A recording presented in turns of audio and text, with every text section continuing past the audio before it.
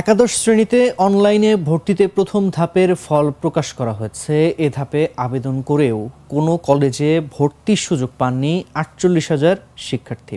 তাদের মধ্যে রয়েছেন জিপিএ ৫ পাওয়া ৮,৫০০ শিক্ষার্থীও।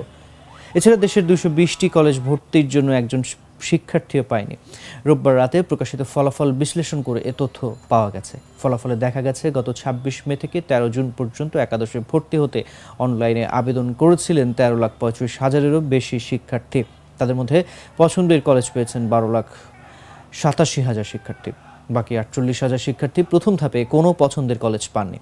কলেজ না পাওয়াদের মধ্যে সবচেয়ে ভালো ফল বলে বিবেচিত জিপিএ ৫ শিক্ষার্থীদের সংখ্যা ৫,৫০০-এর বেশি, আর একজন শিক্ষার্থীও পাননি এমন কলেজের সংখ্যা ২২০টি।